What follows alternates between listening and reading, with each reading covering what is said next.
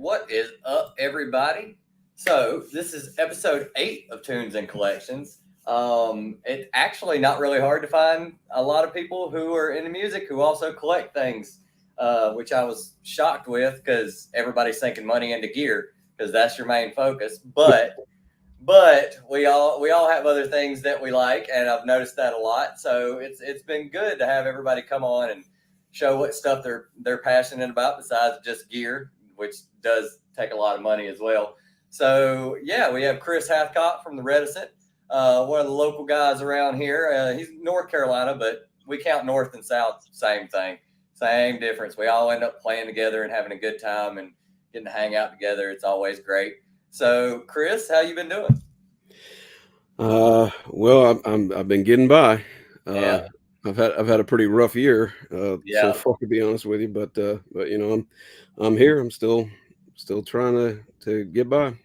yep. Yeah, that's all you can do sometimes is just roll with the punches and wait for something better, hopefully down the Hmm. road.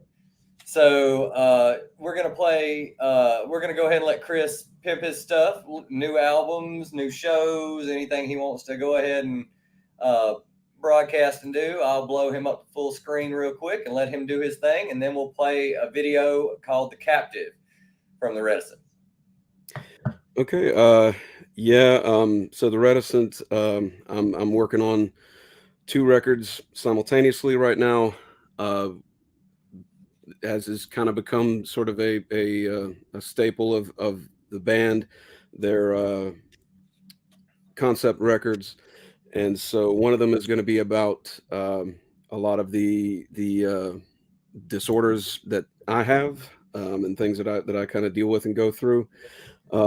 So it's rather than telling a story, it's kind of a personal uh, thing for me. And I was in the middle of writing that when my father passed away in early February of this year, and so I began, just as a means of coping. I started writing a record for him, just about the stages of grief, which I'm in the middle of. And so once again, I'm going to be working with Jamie King, who of course is known for working with Between the Buried and Me, the Contortionist, and you know just a litany of others. But we've actually talked about some kind of ambitious ideas for these new records, especially in terms of recording them. I'm going to be co-engineering them with him, and so we're going to try to do some radical things to make them as intense as we can. And so I don't know when those will be out, but start tracking those at the end of November into the beginning of next year. And yeah, so I'll be doing them both at the same time. No idea if I'm going to release them at the same time or one year and then one the next year. Um, I guess we'll kind of see. Jamie still would like me to try to shop the records around and try to get some bigger label support or something like that, but we'll see. Um, in other news for the Reticent, we're going on tour in April 1st through April 8th. We'll be heading out kind of in a curlicue pattern, out through the Midwest, and we'll come back down into North Carolina through Ohio and stuff like that. Um, our booking agent sent me something like we have the dates blacked out. I don't know where we're playing yet, but that's where we'll be. And so as soon as they get all that stuff confirmed, they'll make up the tour poster and everything, and then we'll know. And Yeah. you can come see us and see what we smell like when we have to sleep in Oh vans. man. But that should be something. It'll be a miracle if I have a voice by the April 8th show, but that'll be a homecoming one. That'll be in Charlotte. So I hope a lot of Carolina folks will come see us because we're not going to do anything before that. So anybody around this area, I do hope will come see us at that one. Um, and other than that, I do a lot of work and education stuff that's not really related to the bands, but me and my lead guitarist James, we have a small podcast that I think is listened to by two people. Um, that we do that's just our like reviews of horror films. We call it Wizards of Gore.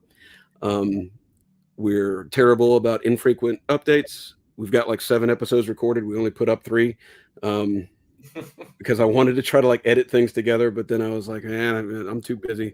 I'm gonna put up a static image. Nobody can listen to us. Editing's that's a whole ball game right there. Yeah. And I overestimate my time. I'm famous for overcommitting to crap, and I always think, oh yeah, man, I'll have plenty of time to do this, and I never do.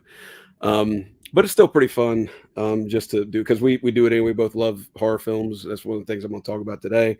And so we kind of just talk about new ones or old ones or whatever. But it's just a fun little thing we do. And I had something else that I was doing that was called Beneath the Tide about depression and stuff like that. I'm actually going to do some videos on the Reticent channel about some more academic study things I've done on in terms of like music and depression, emotion, and stuff like that. Like the utility of music, what do we use it for? What's its connection to depression and things like that? And you know, I just thought that might be kind of interesting, and considering the Reticence themes, I thought that might fit. So that's kind of everything that's going on with all those things. All right. Well, everybody make sure to check that out and keep up. They do have Facebook, Instagram. Do you have Instagram? Yeah. Yeah. It's at the Reticent Official. So yeah. There you go. So check them out on Instagram. Check them out on Facebook. Yeah, it's definitely a thing where I've said to people here recently, but it's always a thought I had that sometimes the best art doesn't either come from one thing. It either doesn't come from the happiest people at the time or the nicest people. So usually it's an outlet. It's a way to get things out, and it ends up being phenomenal for everybody else. But for musicians, it's really a way to just get it out and just let it go in a constructive way instead of a destructive way. So that's something I have been saying a lot here lately. And it is kind of ironic that I had you on. You're doing a bunch of horror stuff because 'tis the season. So this is greatly timed. I was just like, awesome. This is going to be perfect. So we're going to go ahead and I'm going to add the video to the stream, and I'm going to full screen it. And we're going to give this a play and let everybody listen to it. And then we'll come back and see what we've got going on with Chris as far as horror movies, DVDs, figures, whatever he wants to show, as in depth as he wants to get into it. So everybody check this out and give it a listen, and we'll be right back.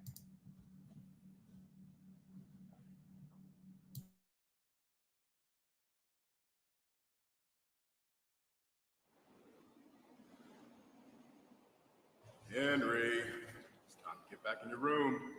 Let's go. Let's go!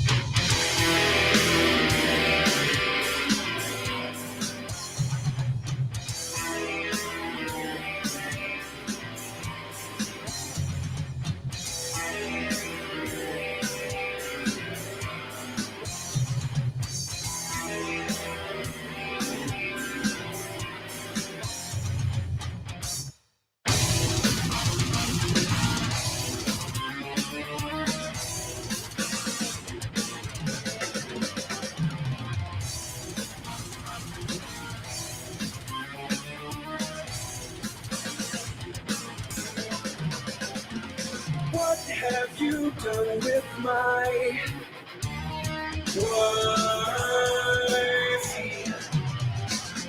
Mary, can you hear my voice?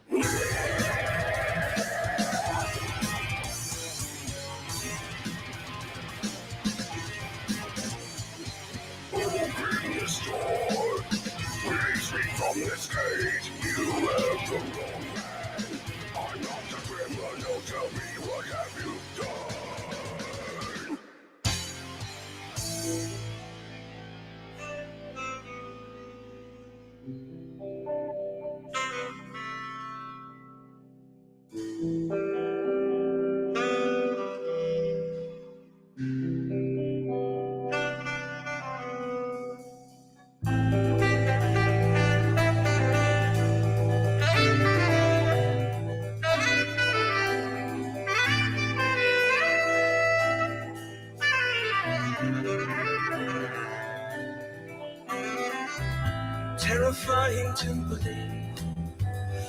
I've been locked away. Must be some kind of mistake. Who would leave me here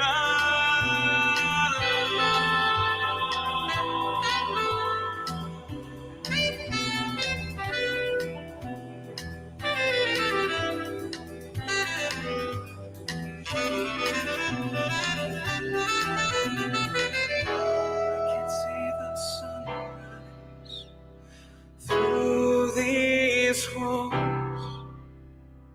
Who do they think I am?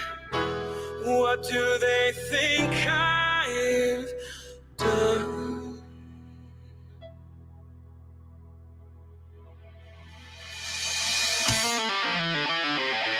They try to tell me that this is my home. Now in fact, they must think me to be.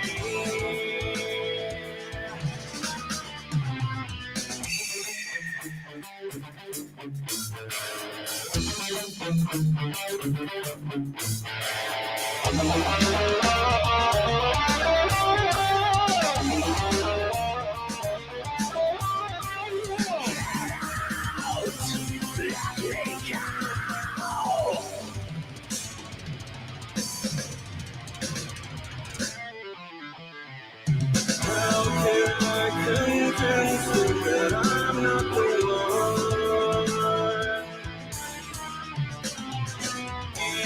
Deserving to be here alone.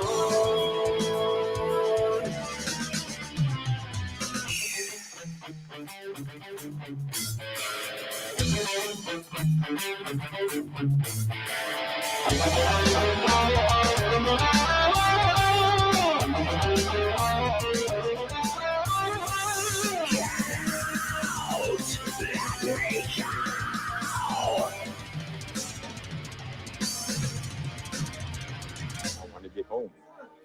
Yeah, you do? I've been here for the last 2 or 3 days. Right. What do you want to do at home? Be with my family.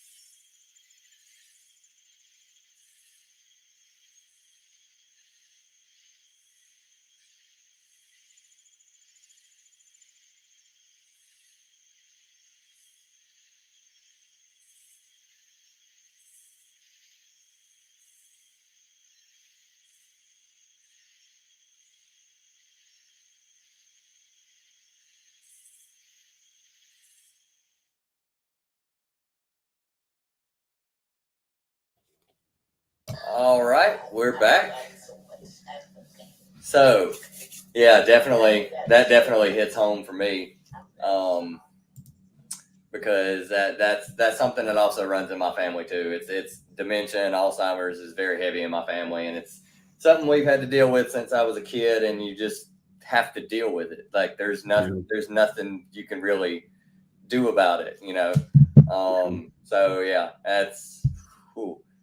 So I am sorry to hear that, but you know that's actually why what prompted me to make that record in the first place was seeing a family member go through that, and how I usually talk about how pitiless that disease is. It's extremely cruel, not just to Yeah. the person suffering, but to everyone around them, because it's attacking us at our most basic integrity, at our most basic humanity. Because who are we without our memories? Yeah. Uh, we're an amalgamation of experiences, interactions, memories, lessons learned, whatever. And if those were uprooted or erased, some critical part of who we are, who we think we are, could disappear. And that was really difficult to see. So I am sorry if that's affected your family. Oh no, I mean, well, yeah, it does. It just happens, and the worst part about it is, say you live a completely healthy lifestyle. You don't drink. You've never done drugs. Alzheimer's and dementia does not care. It does not care whatsoever. It's I believe. I mean, I'm not a doctor. I don't know, but I believe it's genetic. I don't think there's really anything you can really do. You can take supplements. You can do what you want, but Yeah, there's a little data to suggest that there can be genetic components to increase the likelihood, but it's not even as consistent as cancer. And the the the tough thing about it is just, we still don't entirely know what where this comes from, why this happens. Um, but there's a wonderful documentary that I actually sample several times in the album, the Oubliette, that is called Alive Inside, and it's about music and memory, and it's about how dementia and Alzheimer's can be at least temporarily stayed or combated with music, especially music we grew up listening to.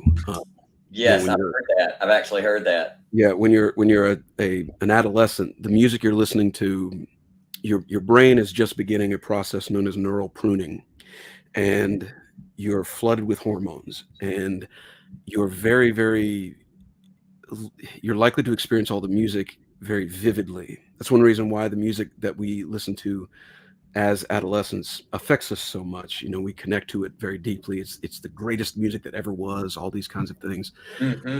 and part of that, it does have to do with how the hormones in our brain are affecting us and making things seem all the more vivid, all the more intense, all the more the colors come up more, the emotions are more uh, wildly out of control or anything like that.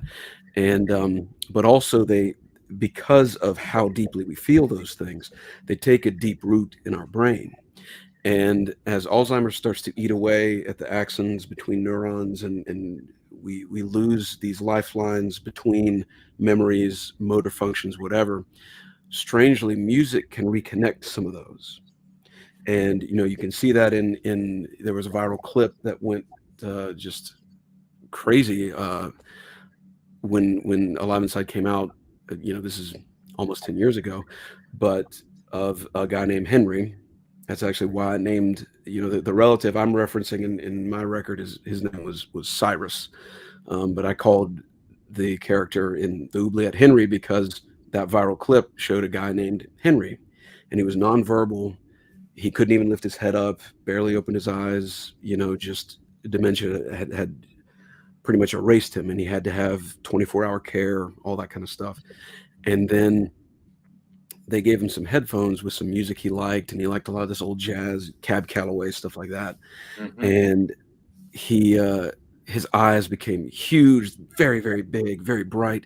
He began talking very loudly, and he was gesticulating and all sorts of things. And you literally watched him kind of come back to life Hmm. I because of remember that that. music. And so it's one of the reasons, I often tell my students a lot. I talk about how music saves lives, and I often mean about how music can keep us from taking our own lives, or doing something drastic or rash, but it could also be there for us at the end stages, as time is eroding our very minds, music can still be there to be this last lifeline. And so that's one reason why it's so important that we celebrate it, we listen to it, we educate ourselves on it, all those kinds of things, because of how vital it seems to be to the well-being of the human mind. So it's certainly worth looking into. If you or anybody watching has never seen Alive Inside, it's very moving. It's very sad, but it is very moving, because you do get to see some of these people come back to life, and it's really revolutionary. So I'll have to watch that. I'm probably going to watch that after I get off here, actually, because I did not know that documentary existed.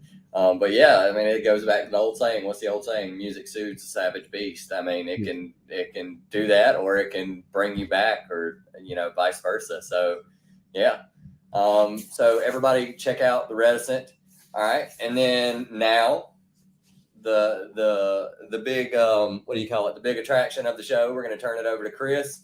He's going to show us all his horror collection that he wants to show, as long as he wants to go on, talk about it, talk about what the films or the, figures mean to him, and all that good stuff that you guys always enjoy about these videos. So Chris, take it away. all right.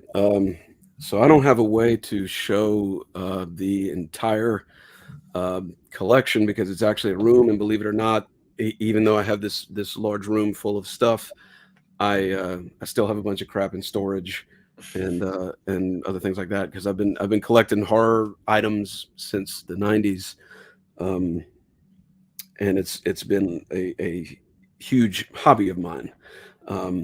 So like I have you on the camera and show everybody. Yeah, I was so about to say, behind me, I'm in this corner with one corner. So if I spin around, you can kind of see how it goes all the way around the room. I don't want to get my cables torn up, but if I go back this way, so it's lots of stuff. So hopefully that wasn't too blurry. No, that was good. But so give us a synopsis of every film. No. All right. So starting with Acts of Death, slasher film from the early 2000s. All right, I'm gonna go put on a pot of coffee, and I'll be right back. It's a boring film. Don't watch it. No, but so I've been collecting these things, and I don't have great video quality. So hopefully I wasn't too fast, but you can see I've got lots of behind me here, just horror DVDs that kind of start over here. They go all the way around to over there. Books and all stuff. I had a whole stash actually of comics I got in the early 2000s that there was a company called Wildstorm that was putting out like Friday the 13th and Texas Chainsaw and Nightmare on Elm Street comic series. They were really good. They were actually very they were gory, they were beautiful. Actually, one of my tattoos is based on the cover of the first Friday the 13th comic. Unfortunately, like the box of all that stuff is under a ton of other stuff, and I'm stupid and didn't think, hey, I should probably dig out all those like ultra rare comic books, but I have some of those, and there were some others. There was a company that was putting out Friday the 13th. Same thing like New Line, when New Line had acquired Friday the 13th, Texas Chainsaw Massacre, and Nightmare on Elm Street. Yep. So about the time the remakes were happening, which I'm one of the apparently 4 people on earth who don't think that the remakes are like the worst thing that ever happened. But they're not the best ones, but I don't think they're the worst either. It could have been way worse. I'm just sitting there thinking, like, if you've seen Nightmare on Elm Street 5, and then you say the reboot was the worst thing, I don't know. We can't talk anymore, I guess. But but the and I can't remember what that company was called. I keep wanting to say it's Dynamite, and I know that's not right, because that's who did Hellraiser. Dynamite. But somebody, it's going to come as soon as we get off air, it'll come to me. But they had like all these different variant covers of things, and it was a little more like cartoonish looking. But I mean, gory is all anything. But and they did a lot of Okay, Jason yeah, X when you stuff. said all those variant covers, it's got to be Dynamite. Yep. Yeah. But they even had like Jason versus Jason X, which was a wild idea. But you know, I was just into anything that had to do with horror films. And as a kid, I was collecting VHSs, and I'm down to only a handful. One of my boxes of VHSs over there. I have two here. These are old as anything. So you have the restored, you know, holographic cover of Halloween. Oh yeah, I remember that. And this was, gosh, when did I get this? 99. So this is 99. So good God. And then Henry, this thing got bleached by the sun. This used to be yellow. But yeah, it's like the back looks a lot more colorful than the front because it got bleached. But so a lot of my movies, a lot of my VHSs started with H for here because one of my boxes of VHSs, I had like 400 horror VHSs at one point. Yeah. Up until 2001 when I started to, well, no. Yeah, I guess 2001. I started to switch to DVDs. That's when this collection started. And I had left my VHSs at my parents' house. I had moved out and got an apartment, going to school, all that kind of stuff. And about the time I was in grad school and this was starting to get a little bit bigger, I had I'd gone home, and this is like 8 years later, and getting ready to get my master's degree or something like that. And I was like, hey, where are those horror VHSs? I was gonna like display them or do something with them and all stuff. My father said, you left them here in a box. I threw them out. I was like, oh, yeah. So that was because in his mind it was you're not going to use them anymore. He was a very practical kind of guy. So if you're not going to use it, don't let it take up. So he used to say he wanted to live in a house that had no flat surfaces so that nobody could put stuff on him because he hated clutter. So he would design all the tables. So huge pack rat. They keep everything. Yeah. He said he designed the tables like this so that you'd put something on it, just roll on the floor. So I was really bummed out about that. I was really sad because I had some really special ones. I had a lot of like clamshell, rare things. I had some films that like I still don't have on DVD. So I've lost some that I just never got back. And that's a shame. But I know some people like are very nostalgic for VHSs and are harkening back to it. VHSs did suck. I mean, let's just be real for a second. They weren't good, and they degraded really quickly. And you'd get a VCR that would eat them.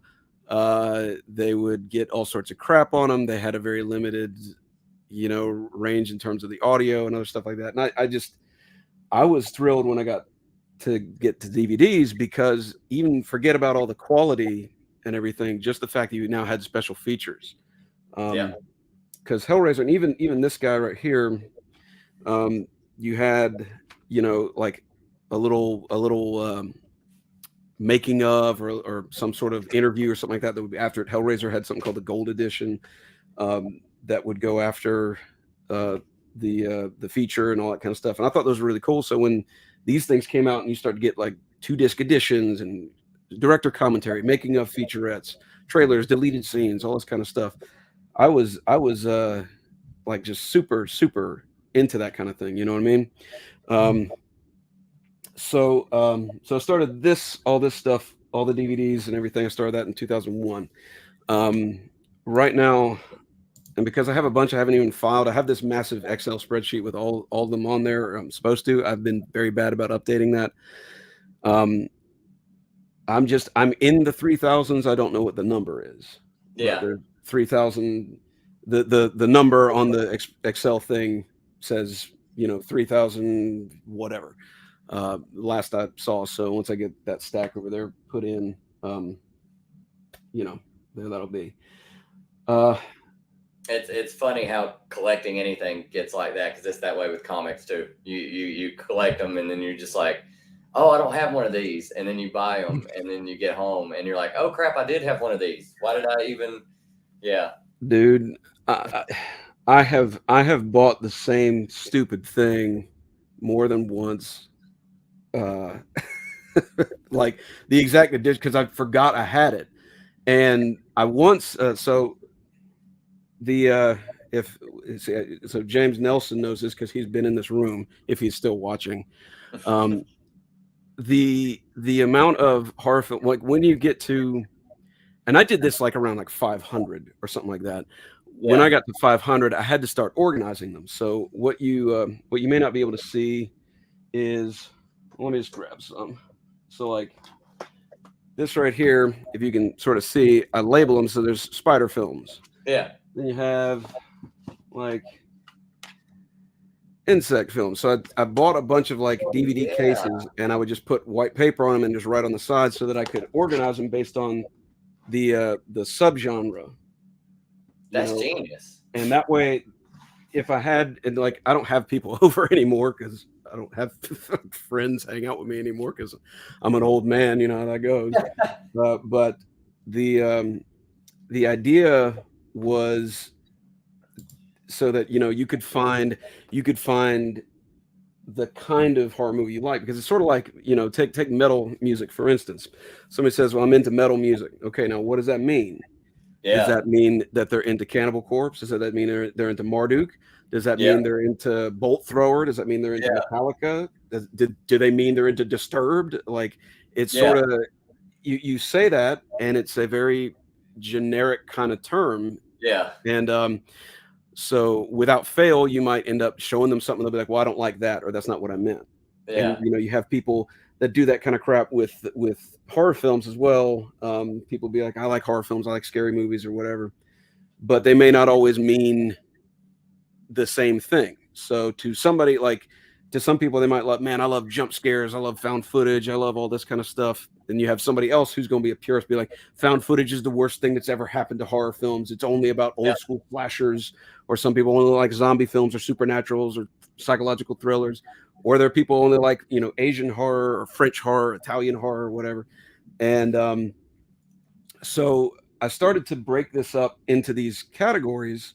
So, I've got slashers. So let's see. I don't even remember them all. So let's find out. Slashers start here. Then I have what's called the Christmas specials. So that's anything that is revolving around Christmas. It's all your Silent Night, Deadly Nights. Oh, okay. Yeah. I was Nick, Krampus, okay, I got you. all that kind of stuff. There's more than you would think there are. Yeah. Oh no, I'm sure there's probably a whole lot of them. Yeah, and I'm big into clowns and stuff like that. So I have a clown section because, again, more than you would think on all those kinds of things. But and then we have supernatural, and that's pretty broad. You have zombie films. You have what I call like torture. At one point, they were called like torture porn and stuff like that. But like Hostel and stuff like that. Say what? Like Hostel and stuff like that. Yeah. So I mean, that also kind of covers a wide spectrum of stuff, because you have stuff like Saw and Hostel from the late 2000s, mid 2000s, whatever, that kind of took off, and they were really gory and intense and stuff like that. And some people just only they're only for shock value or whatever. But for people like me, like who grew up watching it's like Tom Savini talk about like how he did the effects for Friday the 13th or something like that. Like as the movies got gorier, I was just a fan of effects and stuff. So I was delighted, because I'm like, man, how'd they do that? But within that category, I mean, you also have like super intense stuff that I don't recommend for the novices. So like you have to be a certain type of person to watch some films in that category. So that's like your August Underground trilogy. That's like a Serbian film. Atraz, Trauma, those kind of things, like those ones where you might need someone to watch it with you, but then you're both going to need, you know, like a Happy Meal afterwards. Yeah, or therapy. Kind of remind you that you're still human. Yeah. I saw I saw something pop up that said horror clown porn. I don't have any of that. I don't know quite what. That would be Kyle. Kyle always goes there. Oh well, I'm sure it exists. I have a friend on Facebook who she likes to dress up like clowns, and she does OnlyFans, and she's into horror. So, you know, you probably want to hit her up if that's what you're into. It's out there, Kyle. Yeah, not really my thing. You said the Christmas films. The first one that popped into my head was the first one that I saw as a kid. It's funny because it was called Jack Frost. But then years later, they did Jack Frost with Bruce Willis in it, and people would always I would say that I like the movie Jack Frost, and they're like, the Bruce Willis movie? I was like, no, not the Bruce. And he's got it. I know he's got it. So you got the first one. Yeah. But then the glory of the second one. I didn't even know there was a second one. The second one takes place in Hawaii. Of all places. It's called The Revenge of the Mutant Killer Snowman. I mean, just listen to this plot. This plot is fabulous. Jack the Chiller Killer is back and he's mad as hell. An accidental lab experiment resurrected the evil snowman. But this time, the Crystal Killer can't be stopped by fire, bullets, or even his worst enemy, chemical antifreeze. With revenge on his mind, Jack sets out to finish off his nemesis, Sheriff Sam, who is vacationing on a Caribbean island. Sam's balmy paradise turns into a winter terror land when Jack freezes the island and quickly ices everyone around him. No one can stop the chilling killing spree when Jack can travel as lethal liquid or fatal frosty flakes. Just when you thought it was safe to go back in the fridge. Those puns are everything to me. Yes. The fact that this is that's when you thawed. I mean, that's just beautiful. God. And it's like, this is a film. It knows exactly what it is. That there's something beautiful about these kinds of just, you know, ridiculous movies. Like, look at them. Yeah. I mean, it's perfect. It's just glorious. And a lot of people are like, it's so stupid. And they'll say, yes. Yes. That's the thing. And I mean, he ends up with these like offspring. He makes like little snowballs or little icicles, and they all have little voices and everything. It's so silly, it's so ridiculous. But they made a second one. I have to find this now. Yeah, but I remember going to the Blockbuster, and I remember me and my friend Clay Culberson, we thought it was hilarious to go make sure we rented both versions of Jack Frost, the Michael Keaton and this one. But we always made sure to switch them so that we would hope that we could traumatize some child and piss off some horror fan or something like that. Oh my God, that's so evil. Good times. But yeah, I remember seeing that. We had a small little rental place where I grew up, and like my town didn't even have a stoplight. We had a caution light. That's how little it was. People rode horses down paved roads. And they had a small little place called Movie Land. And I was walking around and I seen Jack Frost, and I was just like, I want to rent this one. And my dad's like, Jesus Christ, like you're never gonna let me sleep by myself, like ever. Like me and your mom never mind. Just get the movie. Just get it. So he already knew, but yeah, I loved them. I thought they were great. Yeah. Well, just anything with like, you know, a creature or something like that, or some sort of monster in a suit. Like I have a soft spot for, I always will. But yeah, so anyway, where did I leave off? So you have your torture films. You have a broad category I call the psychological thrillers. So that could be everything from, you know, like your Hannibal Lecter series, or, you know, kind of whodunit stuff, or, you know, just kind of bizarre otherworldly things like you know, is it real, is it not kind of thing. But also like Michael Haneke. You know, you could kind of debate where he lands in the world of horror. I think he absolutely is there, because he made one of my favorite films of all time, which is Funny Games. And it's just a brilliant film. and it did a lot of very ahead of its time kinds of things. And I don't want to spoil that, but like if any of you have never seen Funny Games, you should really see Funny Games. There are two versions of it. There's the Austrian version, there's the American version. He directed both of them. And so you don't miss anything. You don't get any kind of corruption, in my opinion, one way or the other. I think the American version is really good. You know, so if you're not into subtitles, something like that, you can check that one out. But the Austrian one is also, you know, fabulous. But it's very different. It's very unique. So after that, we have what I call survival horror, which is any kind of like man versus nature sort of thing, open water, 127 Okay, yeah. hours, like stuff, some sort of like horrific thing that's happened, and you have to survive. Usually, you know, maybe based on a true story, maybe not, but just this could happen, not a fantastical kind of thing, you know? Yeah. We have what I call backwoods slashers. So those are your Wrong Turns, Hills Have Eyes, Texas Chainsaw. Yeah. You know, you went too far out of civilization and some crazed family or someone has come to get you. Then what I call just gore films in general. And, you know, a lot of Stuart Gordon stuff can be in there. And many of these things you could justify as being in multiple categories. So just because I would file something here, sometimes it's just because that's the first thing I would think of. So for instance, like, I put a lot of like the Reanimators there because the first thing I think of is just gore and blood. And this, a lot of people would say, no, those are zombie films because they're bringing the dead back to life. Other people say, no, it's a sci-fi film because it's a mad scientist kind of thing. And so I think everybody's right. Yeah, everybody's right. Yeah. Yeah.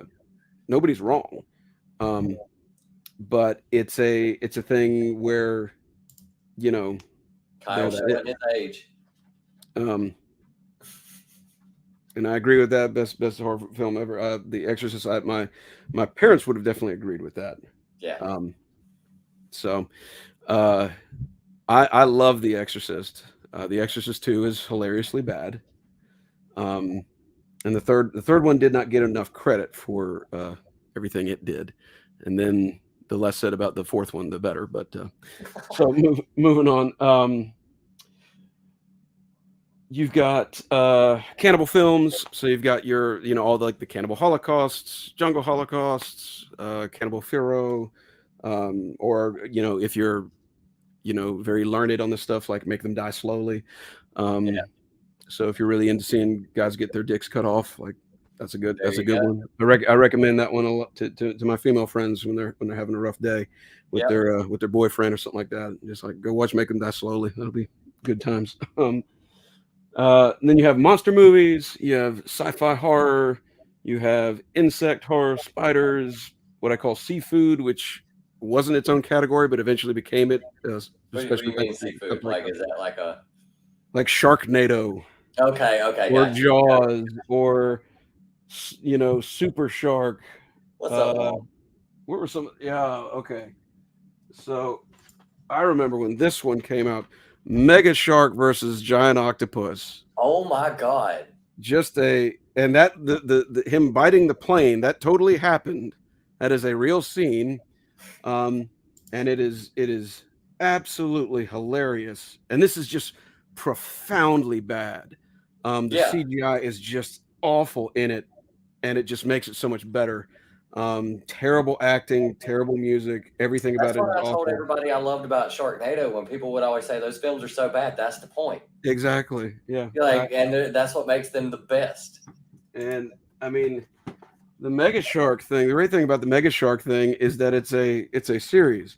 So if you didn't get enough, there's Mega Shark versus Crocosaurus. There's Mega Shark versus Colossus. What is the and then for if you're really into like the Godzilla thing, we've got Mega Shark versus Mecha Shark. Oh yes, I love Mecha Godzilla. That was so good. And they get worse and worse and worse. But all of them are, you know, I like, and again, that's something my friend and lead guitarist James Nelson will attest, is that, I mean, I love horrible films. Absolutely. Yes, see, 10 out of 10. Exactly. James, I haven't seen you in a minute, dude. And it's there's something special about a film where and there's two ways to go about it. They're either just having fun and it's like, look, we know this is dumb, like a trauma film or something like that. Like, we know this is not going to be great, but we're just having a good time. There's something really nice and warm spirited about that. But there's also something just fabulous about a film where they sincerely were trying their hardest and it was just terrible. And they don't know that it's terrible. Like if you ever seen the documentary Best Worst Movie, No. I have it somewhere over there. That's about the movie Troll 2. Now, Oh, really? If you've ever seen Troll 2, if anybody, like, everybody's at least aware of the memes, but Troll 2 is that's god tier dog shit films. Like, that is I can't respect you as a connoisseur of B and Z movies. Yeah. I can't respect you as a connoisseur of that stuff if you are not familiar with Troll 2, because it's just so bad, just that great take, that oh my god, and the zoom in on him, like, it's just so perfect. But you watch this documentary about that film, and most of them didn't really care, but the director was like dead serious about it, and it makes it like on one hand sad, on the other hand really funny, because like when they did a screening and all these people showed up, he was like, see, everyone gets it, they get it now, like all like what I was trying to achieve, and no, man, it's just fun, it's just a meme. They're eating her, and then they're gonna eat me. Yeah. I'm like, because you're standing there talking. Like, it's just fabulous, like I said. Oh my god. So you're a big fan of the zombie cheerleaders and what's summer camp? Something about there was one that I watched here earlier this year. It was like something about slumber camp or summer camp. Well, so you've got Sleepaway Camp, you've got Slumber Party Massacre, all those kinds of things. Yeah. So those are all like kind of classic 80s slasher kinds of things. But yeah, I even have like entire section, like this section right here that nobody can see. Like from there to there is just horror comedies, and then all the way down here to the bottom is Asian horror. So Japanese, Chinese, Korean, Thai, stuff like that. And some of these are just remarkable films that again, like people don't talk about. And there was or didn't know about. I remember when The Ring and The Grudge came out. Everybody was like, "What are these films?" And then everybody starts digging and starts looking for all this stuff. Well, Asian horror, especially like Asian ghost stories, had such a unique kind of flair. Now we started to copy a lot of those things. Yeah. Now The Ring and The Grudge get kind of a pass in that realm, because a lot of people don't realize that people like Hideo Nakata and stuff like them, like they worked on those remakes. Yeah. So they didn't just take it and then say, okay, we're going to do our own thing. They had the original people involved. Yeah. And that's why they stood up, and I thought they were pretty good. Then you have crap like the remake of The Eye that did not consult the Pang brothers and things and didn't do so well. But there was a company, I haven't gotten anything from them in a long time. I don't even look into them. So I grabbed one from the shelf. So this is a film I'd be willing to bet no one's ever seen, called Cello. No. And very cool film. That's a great cover as well. But Cello is, another just really solid, just Korean horror film. Really interesting, beautiful, great soundtrack, other things like that. But it's from this company called Tartan Asia Extreme. And I don't know how many I have. I must have like 30, 40 something releases from them. Because they all have their logo like on the side right here. And there was just a time period there in the mid 2000s that they were just pumping them out and just giving all these great like Japanese and Korean horror films like new life. Yeah. And we were getting all sorts of stuff. So we got a lot of the standouts that we might not have otherwise. Because like some stuff, like Audition and things like that would get through, because that's even on Bravo's like 100 Scariest Moments in film. But I don't know. There's a lot of really great Asian horror that that hasn't made its way completely like into the culture over here that I And think is that's great. something that really killed us is in the early 2000s when those movies came out, and you start asking, okay, well, what are other good Asian? How are you gonna find these? Like the internet was new. There wasn't a whole lot of eBay. There was no Amazon. Amazon was a bookstore. Yeah. There was no real way to like. You had to go hope you found these things somewhere. Yeah. You know? And that's the unfortunate thing is that it is, but you had to kind of I guess be in the know, or you need like some psychotic friend like me who's going to. Is that true? Did Peter Jackson do horror movies? Oh yeah, I did not know that. Yeah, Peter Jackson is he did Bad Taste, but he did more famously what we would be more familiar with as Dead Alive. Oh really? But okay. Over there would have been called Brain Dead and stuff like that. And so I mean, God, one of the goriest films of the 90s. And I absolutely loved Dead Alive. I still do. I still think that's a great film. I didn't know he started in horror. Yeah, and he did a horror comedy. Yep, right here. So just before, the last thing he did before Lord of the Rings was he did this. He did something called The Frighteners. Oh yeah, okay, yeah, I do remember. Okay, yeah, I didn't know that was him. Yeah, that was him and Michael J. Fox. This was the last film he did before Michael J. Fox went to television. Actually, Michael J. Fox started figuring out he was developing Parkinson's filming this movie. Oh, really? So this is a really interesting kind of film just for its transition for these two people. Like one guy had been this movie star, just blockbusters, going all the way Back to the Future, all that kind of stuff, and Family Ties, all this kind of stuff. And he then transitioned sort of back to television to give himself a little bit of a break. And then this other guy was getting ready to jump over and do fantasy film. And now people say Peter Jackson, you think Lord of the Rings trilogy, Hobbit trilogy, King Kong, maybe. You think of these epic fantasy, big budget things. But actually that's There's a question from the chat for you. Who's the scariest villain / murderer you would be scared to face in real life from a horror film? Well,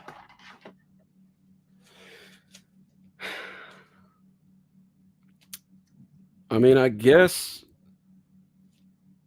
for me it'd be something along the line of like a Pinhead or a Krampus or the thing from Baskin or something. These things that don't let you die.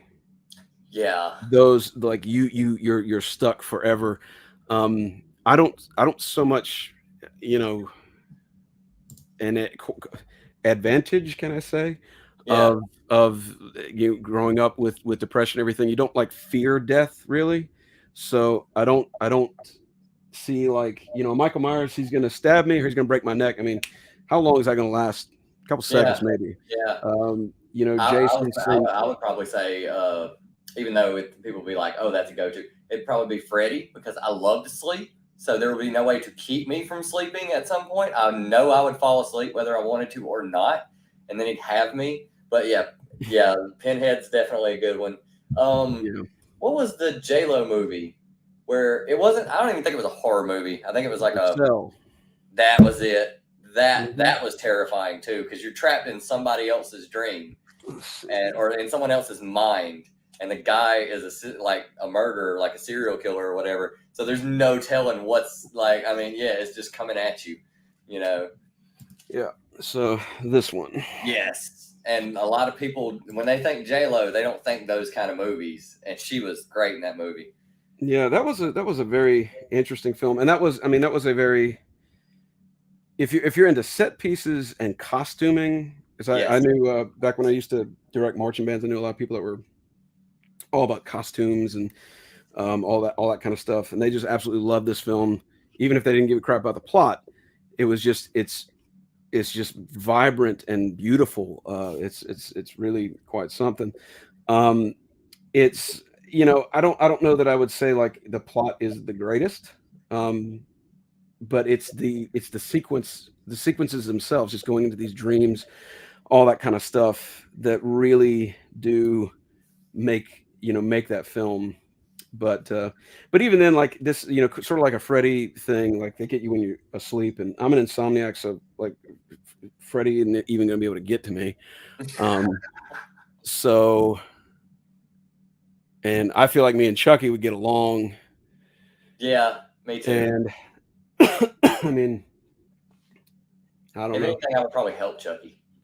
Yeah, like I'm just yeah, for me, like the worst to face would be something like that, like something that was eternal. um so like I said, something from Pinhead, or the like the characters from there's this film called Baskin, um which again, these are kind of like pictures of like hell and stuff like that. So that's the thing. As far as like, if you discount that kind of thing, as far as like who would be the most vicious to face, who would probably tear you apart the worst, I would probably say Victor Crowley from the Hatchet films. Yes.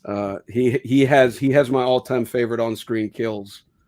I even had the comic that came out last Halloween. I had to snatch it up. I threw it on my Yeah. pull list. It's really good. Yeah, it's the like Saw, repeatedly teased that reverse bear trap thing, but in the first Hatchet film, he does it with his bare hands, and he grabs that woman's face, puts his hands in her jaw, and pulls the top of her head off, leaving just like the tongue flapping there. Like, it's just such a very, very vicious and brutal scene. That and he's kind of like a more of a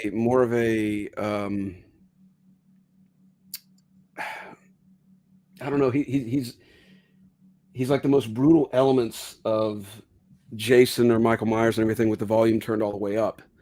There you go. Here's another one. What's Best up? metal score for a horror movie.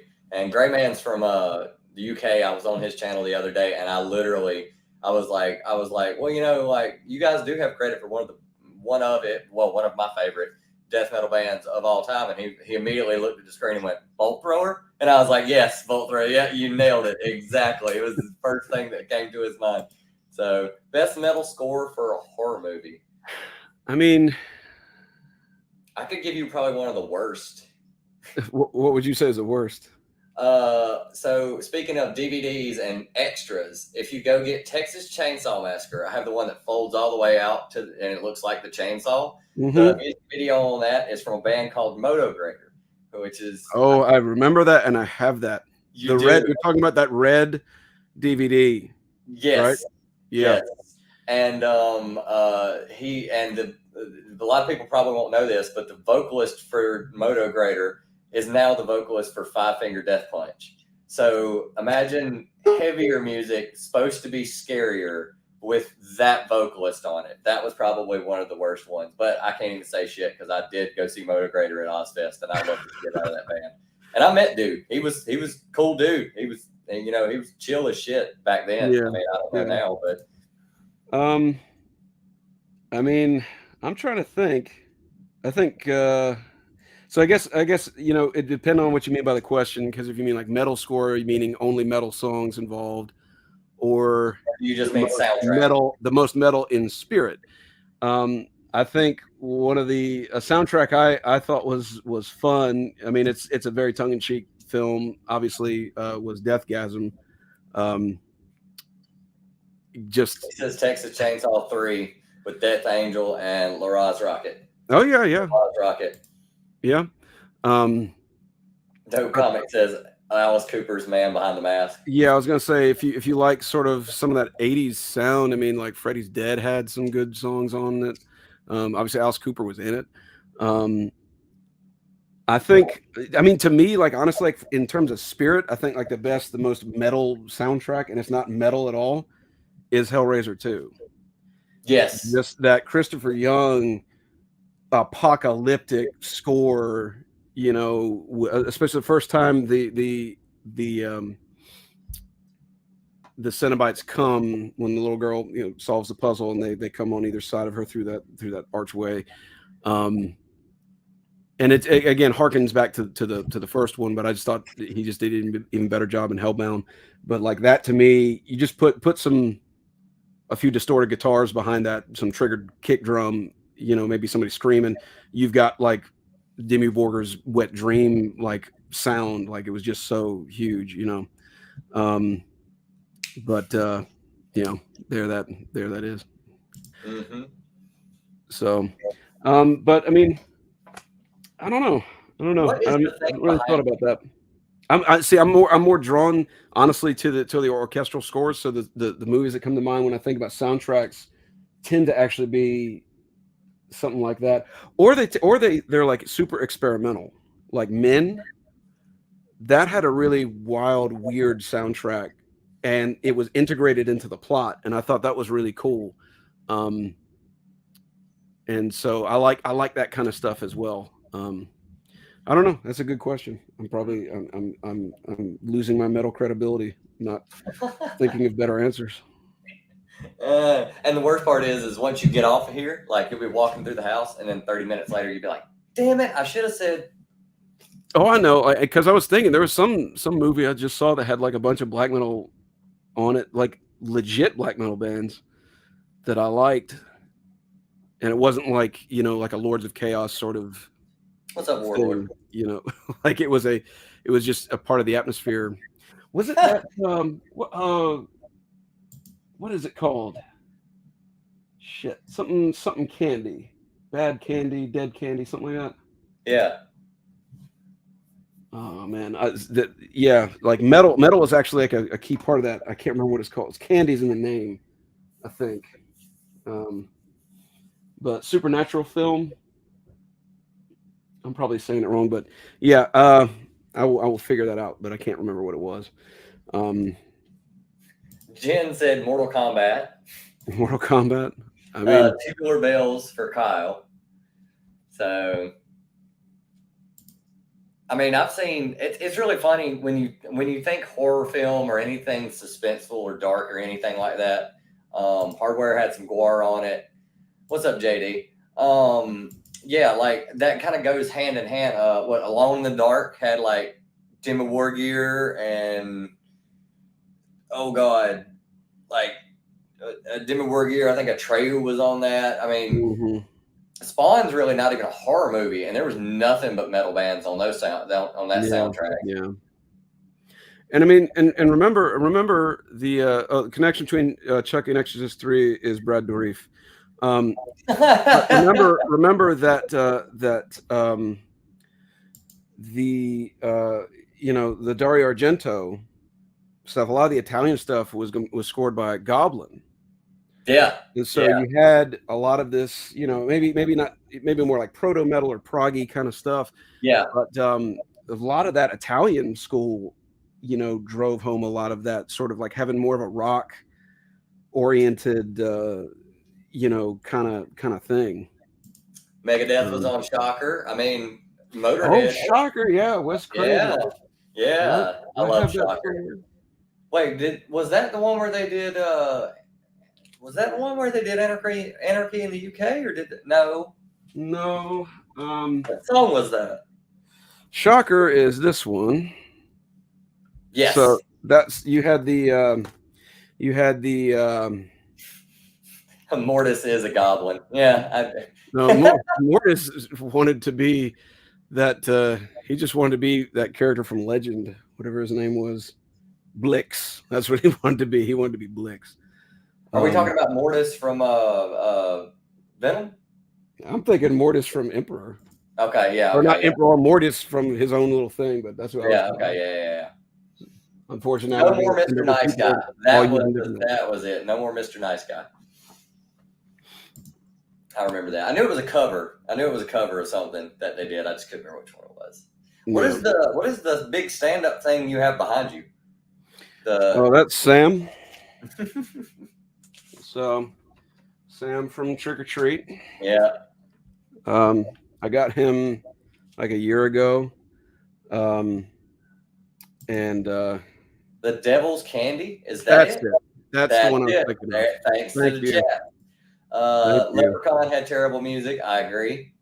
Now I'm gonna push back on that. I'm gonna push back on that. Leprechaun had delightfully campy music. It was perfect for how Yeah. silly it was. Yeah. And I'm a big defender of the Leprechaun films. I think they're freaking hilarious and great. I love them. I And love Leprechaun see why 4 people. is one of my favorite films. It's just I loved everything about it. The Crow had soundtrack is pure perfection. I love the Crow soundtracks. And I love that bands were in the Crow. Like they actually put some bands in the movies instead of just yeah. track. That's a good time capsule of the 90s, like for people like me that grew up then. Because I remember like there was just that time when, man, everything took that real kind of rusty industrial bend. Yeah. That was fused with that kind of alternative androgynous sort of sound. Who was in the first Crow movie? Who was the band that was on stage? I know the second one was Deftones. You're thinking of the one with that girl singer? I can't remember. Was that Grim Reaper? I can't remember. I can't remember either. I can't remember. Have we had favorite movie monster / killer yet? We had which one I'd be afraid of.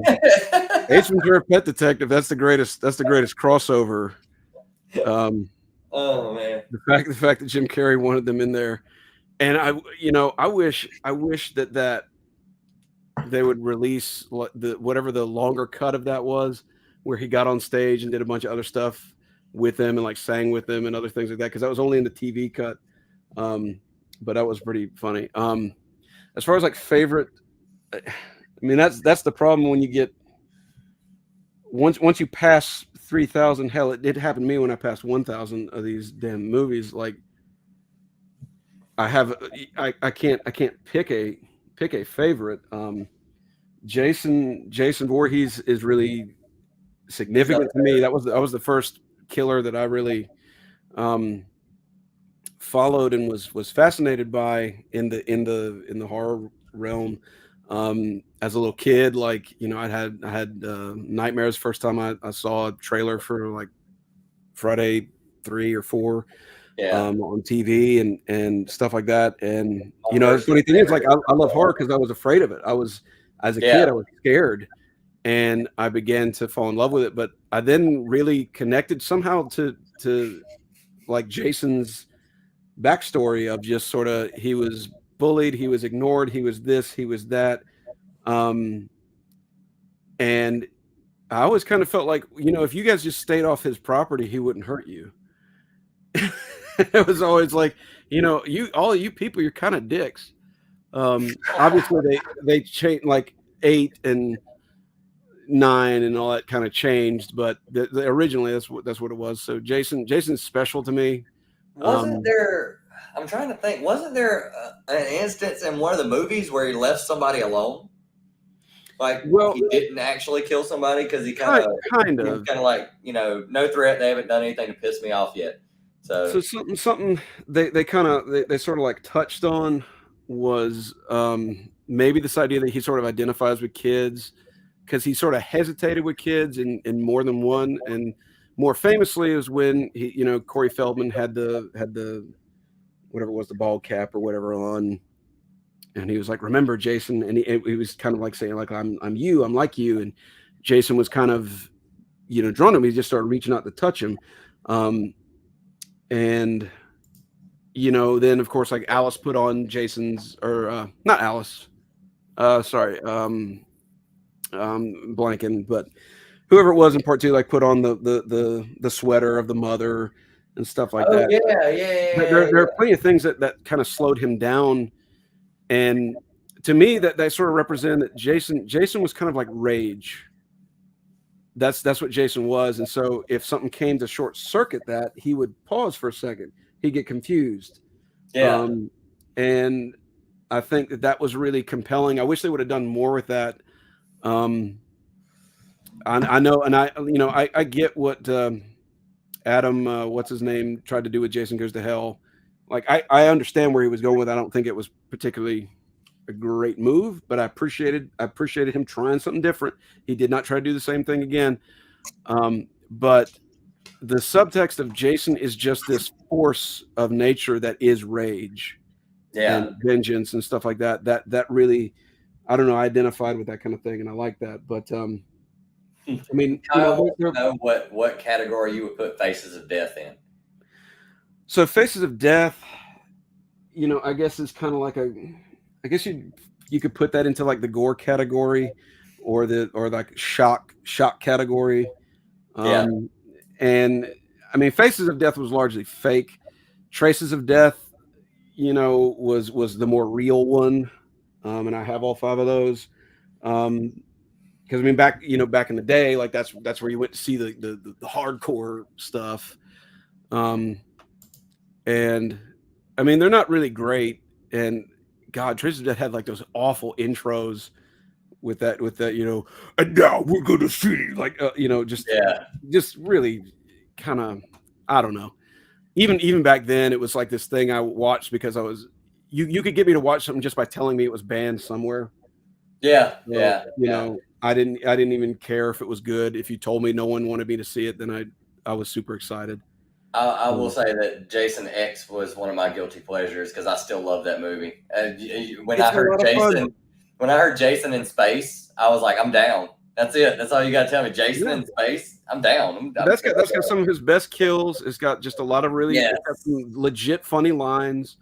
A lot of just really nice. One where the dude opens the door and he rams the machete through the guy, and then the guy turns around like as he's dying or whatever, and then he just pulls it out from the other side. Like, I was like, that had to have hurt because the whole handle and everything had to come through that hole. I was just like, that is so brutal. Greg Man wants to know what you think of Kill List. I'm trying to think. I'm trying to remember Kill List. He's seen over 3,000 horror movies.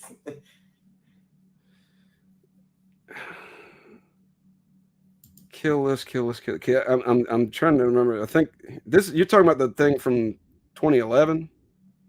Is that the one I'm thinking of? He'll answer in a second. He's answering from England, so okay. If it's the one about the soldier contract killer thing, like I like that. I thought it was pretty good.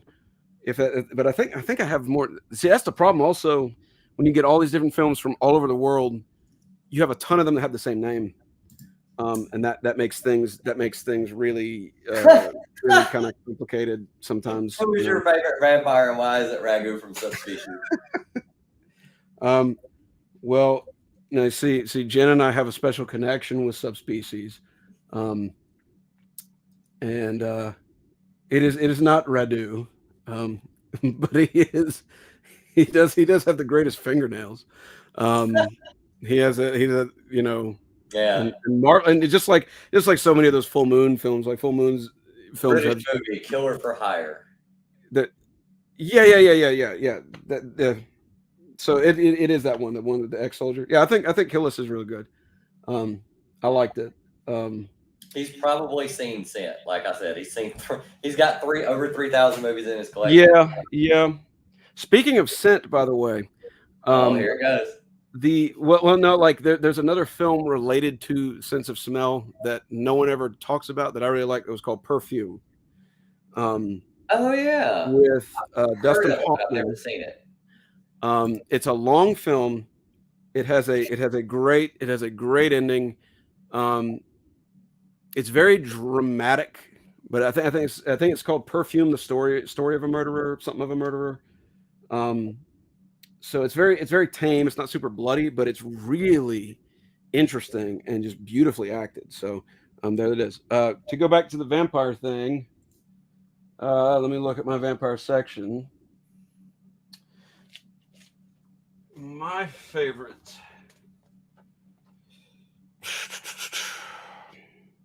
My favorite is probably Jesse from Near Dark. Okay, yeah. So that would be Lance Henriksen. So that guy. And one reason I think it's one of my favorite vampire films is because they never say the word vampire. One of my favorites was what was the one? Oh man, I can't believe I can't remember what this is right now. Well, 30 Days a Night. That was one of my favorite ones. Yeah, that was It was a great that was an premise.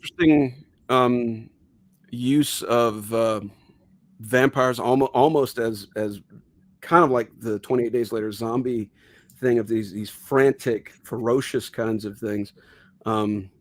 Pretty cool. Hang on. Where are we? Oh. Somewhere up here. Maybe I don't have it. At least I thought I did. There we go. All right. So there you go. James, I got you. No problem. Once bitten. Yeah. There was one where he makes an irresistible cologne. It's so irresistible, if you smell it on someone, you will uncontrollably eat them. Yeah. I need to see this now. Phantasm, always be on my top 5. Fucked me up as a kid. There you go. I got you. I have Angus Scrimm's autograph up there. I'm just not going to climb up there and pull that figure down. I was about to say Kyle's got tons of stuff like that too. He's not just got comic books. He's got he'll pull out signed stuff by musicians and by actors, and he was a bodyguard at one point in time in Hollywood, so he got to meet a whole lot of people. I got some. I have some that's in kind of in reaching distance. So I've got Jeffrey Combs signed figure there. I have a couple Jasons. I have actually multiple Jasons, but obviously Kane Hodder. One of my favorite looks was part 7. So there you go. Yeah. Find that. And then CJ Graham, I've actually met more than once. But signed this, and this was part of a line of figures that I really thought was pretty cool. I really liked them, from a company called Mezco. Yeah. That did Cinema of Fear. And so this was kind of the NECA version of Mezco. So I made it my personal mission to make sure I had every single Jason figure ever released that was, not the clothed ones. I didn't really like those, but yeah. Favorite Lovecraftian movie? Ooh. Does it have to be specifically Lovecraft, or can it just be in the style? Just that style, I'm assuming. I really liked Color Out of Space. Obviously, things like Reanimator, From Beyond, and stuff like that. Those are really good. What was that one? Kind of a sleeper one. What was that? The Void. I thought The Void was really good. Yeah. I liked it a lot. Underwater. Is that a movie, or I'm assuming it's a movie? There's probably a movie called Underwater. Or are you talking about underwater horror movies? Because talking about this. Okay, there you go. Yeah. Best Cthulhu ever. The Void is amazing. Color Out of Space.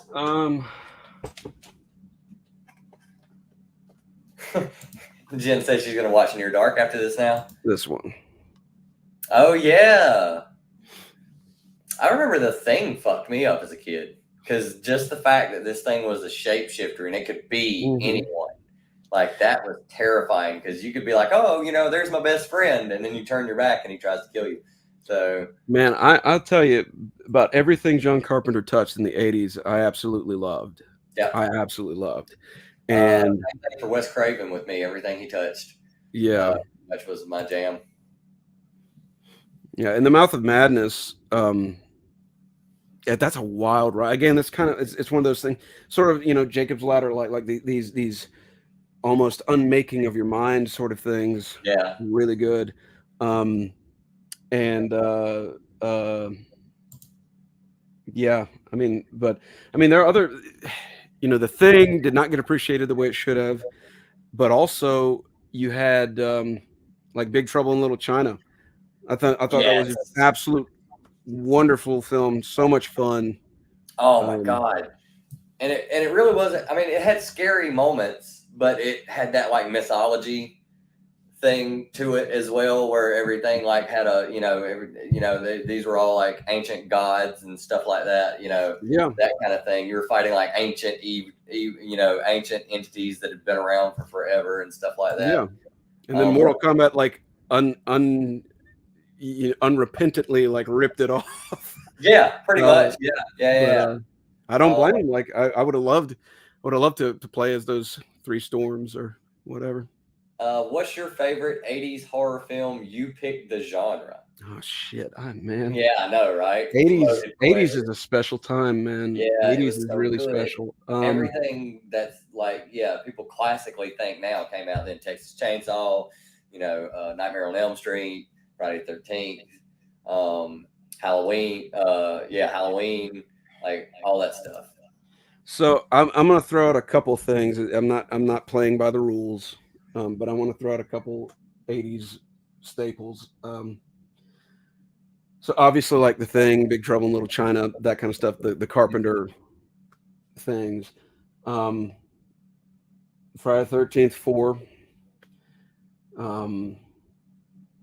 Hellraiser and Hellraiser 2. There you go, James, trolling you again. Killer Clowns Through Outer Space. Oh, dude, I unapologetically adore that one. I was saving that one for the end. Love that movie. I got my man right here. Yep. Yeah.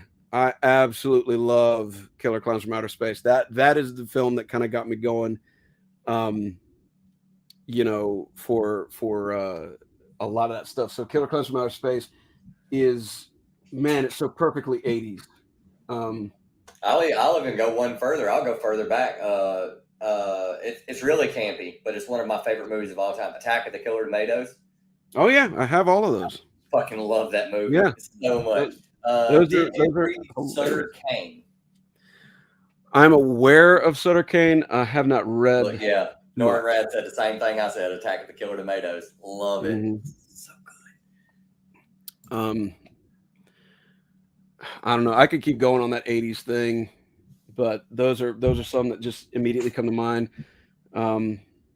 Nightmare is probably Texas Chainsaw, because it was one of my first ones that I ever saw, and it was so low budget. I think it was lower budget than all the rest of them. I think it was literally like. Let's see, but Texas Chainsaw, I remember, came out in the 70s, and so it did. The Texas Chainsaw 2 came out in 88. That's true. That's true. Which I think Texas Chainsaw Massacre 2 is fabulous. It's wonderful, and it's they leaned into the black comedy. The first one wasn't gory, but everybody thought it was, so they just made the second one gory. They went really insane, and there, like I said, there were a lot of like interesting remakes. So you had like The Thing, you had The Blob, you had I can't call the name off the top of my head, I'm blanking, but you had these things where they were remaking stuff with these modern ideas. So like The Thing, instead of being the thing from another world, they made it just this effects laden, spectacle. And they did the same thing with The Blob. I mean, it's just, outstanding effects when you think about where that was. And The Fly, is that, let me make sure. Oh yeah, The Fly. Is that 80s? I believe that is 86. Yeah. So like The Fly with Goldblum. Yep. Absolutely amazing film. So you had these, oddly enough, like films we think of as classics now. A lot of them were remakes. That's one reason why I don't get mad at reboots or remakes as a rule. But you have, because you had some of the most iconic ones happen within this span of just a couple years. Because I think The Thing, The Blob, and The Fly came out all within maybe 3 or 4 years of each other. This is something I was waiting for either you, me, or somebody in the chat to touch on. So Stephen King, Cujo.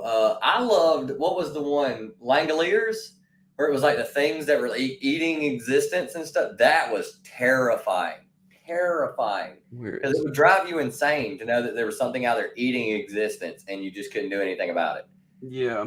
So Langoliers is that was a TV film. It was. And it was Tom Holland did it, and Tom Holland would go on to do I believe he went on to do Child's Play. Yeah, But this was, believe it or not, 95. it was 95. Yeah. Yeah, there you go. Kyle hit one of my favorite Stephen King. This is probably Excellent my movie. favorite. Yeah, I loved that fucking movie because, I mean, think about it now. Kyle also wants to know, as an old Marine, I've had this thought myself, but I didn't. Are you related to Carlos Hathcock? I get that question a lot. I don't think I am. I've never actually even traced it. I have a lot of military in my family. My father was Army. My grandfather was Navy. His father, I think his father was Army. So like military and Hathcock are definitely a thing. Definitely, yeah. I went to some boot camp stuff and things like that. But yeah, you know, I wish I was related to him. I don't. Like I said, Incredible. I don't know how I am. Maybe I could just lie and say I am.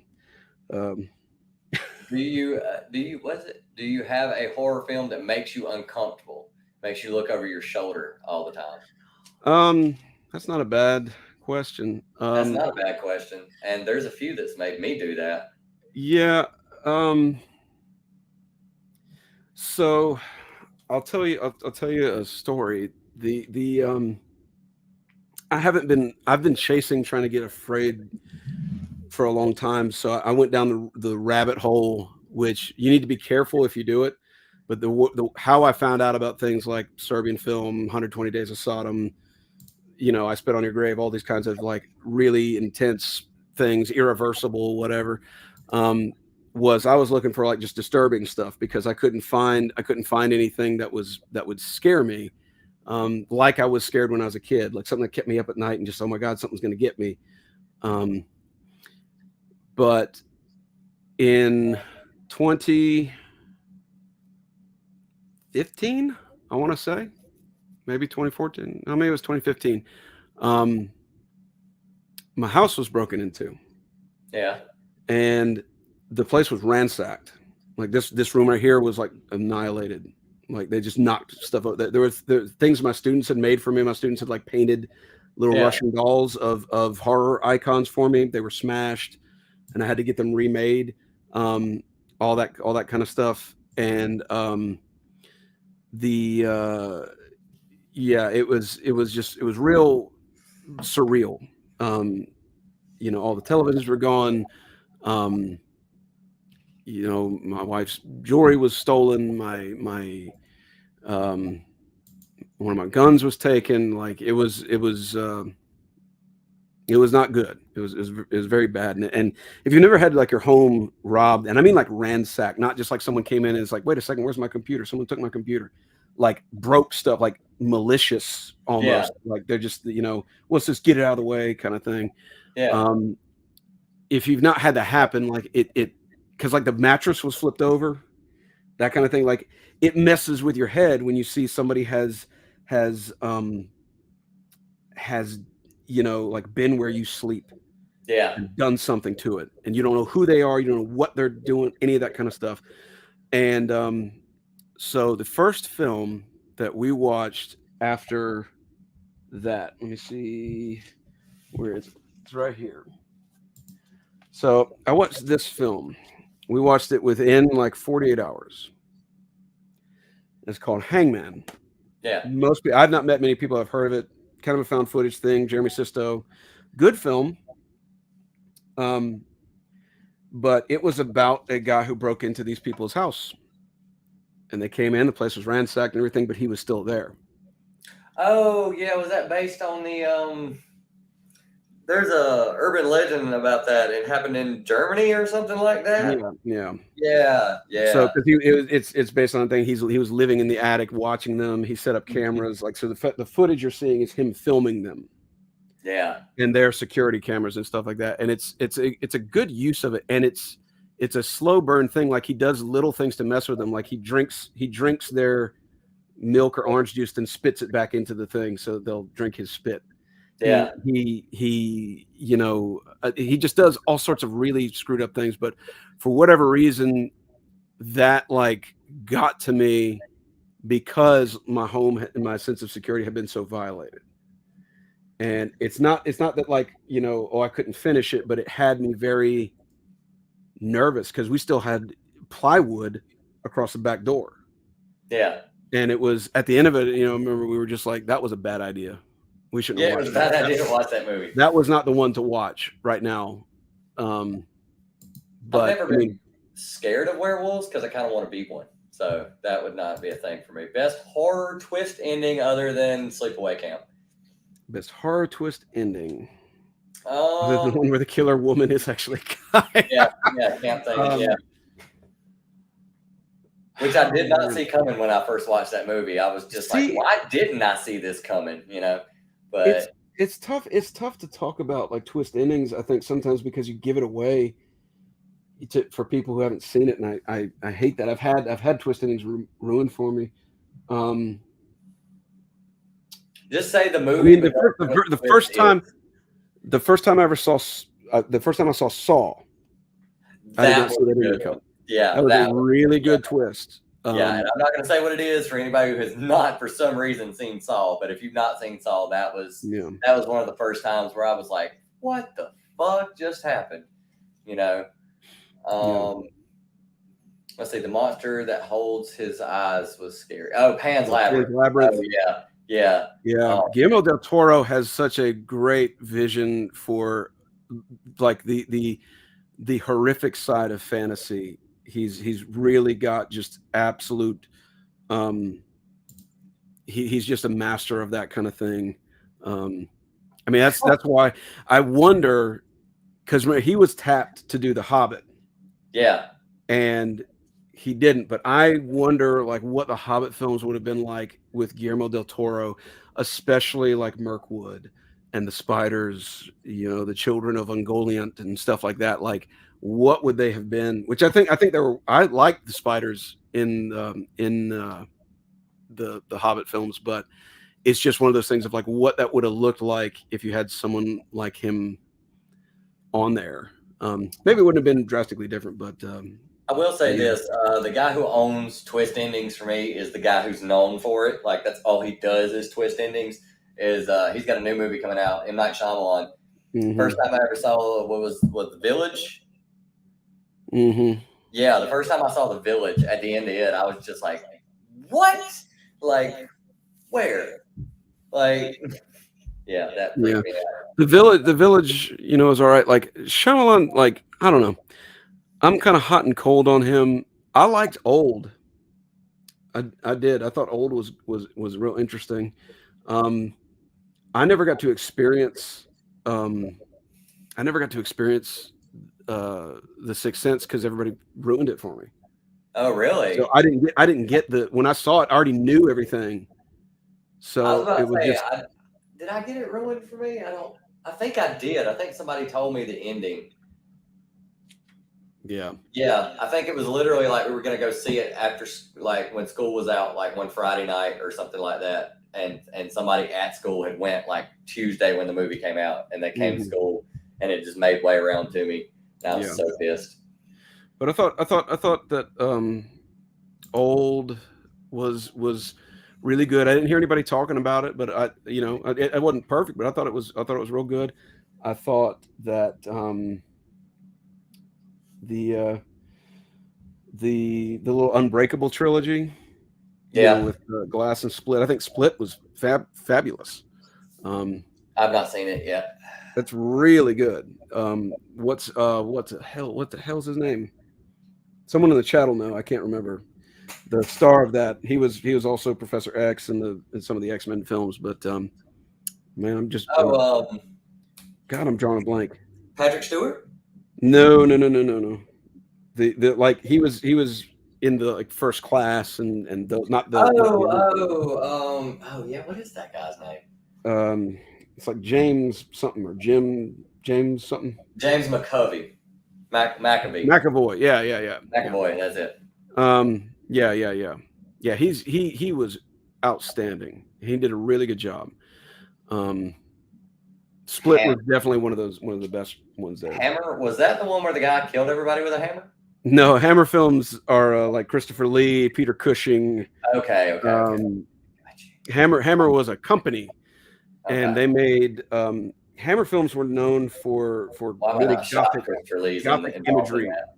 You know, they were known for castles and you know kind of expository dialogue, stuff like that. So yeah, I like some Hammer films. My mother actually is who exposed me to Hammer horror films, because she when she was a kid, Christopher Lee had like just become Dracula, Yeah. and that freaked her out and all this kind of stuff. What's crazy is my mother. My father was never really like into horror either way. He was fine with it. And he'd watch it with me. Like I remember he watched Audition with me, because I said, I think you should see that film. It's this great Japanese horror film. And he said, sure. And he got to the needle scenes, and he would just sit in his chair. He'd fold his arms. He'd just close his eyes and rock back in his chair. Be like, that's a little much for me. Yeah. But he would fight through it. But they used to go see horror films. And when I started getting into horror films, my mother was like absolutely not interested in them. Mine too. But they went and saw, like when I was an infant, my sister was an infant, all that stuff. They would go see them. They saw the Exorcist in the theaters. They saw the Amityville Horror in the theaters. Yeah. But my mom saw the same stuff, and she hated those movies. My dad watched them with me because he did not. He was like, I just pop a cap in, Jason. But what got my dad was the real, like, Open Water. If you're watching this, because I think you might be, because it's set up on your YouTube, do not watch Open Water, because his biggest fear is to be eaten by a shark. That is like something that he just did. He didn't even want to think about, because I mean, what you gonna do? And it's gonna drown you just as much as like blood loss and everything else. So dude, Open Water, I think, is a better film than people think it is, because it's not so much about the sharks. The fear for me in that film is just what if you were stuck out there? Yeah. Like I don't like being on boats. People have tried to convince me to go on these cruises, or someone was like, we should go on 70,000 tons of metal or whatever. I'm just like, how about no?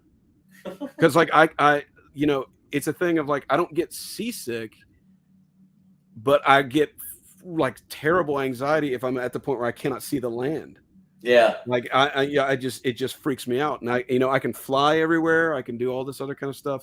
But if I'm like stuck on a boat and I can't see land anywhere, that just really, really bothers me. It's backwards for me. I can't fly, but I'm just like, I'll take a boat. And everybody's like, what if you get stuck in the middle of the ocean? I can float or swim better than I can fly. That's one thing I cannot do.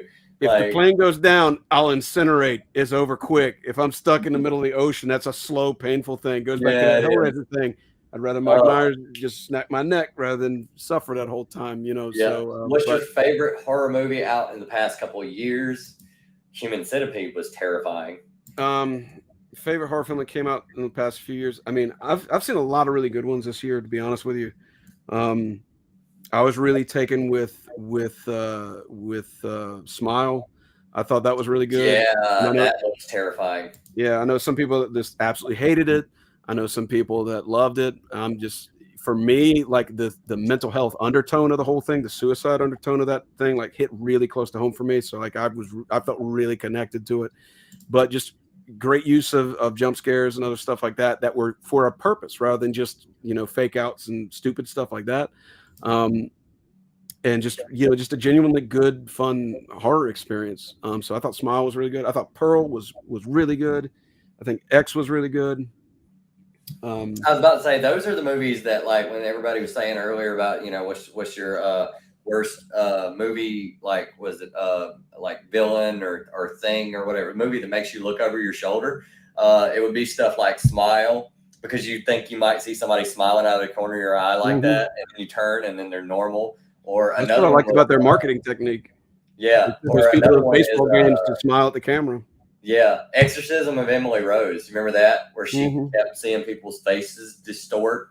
Yeah. I wear glasses, so if it's like raining, I have to look at things and kind of be like, what is that? What I think I'm seeing? Like, you know, for me, it would take a minute for me to be like, okay, yeah.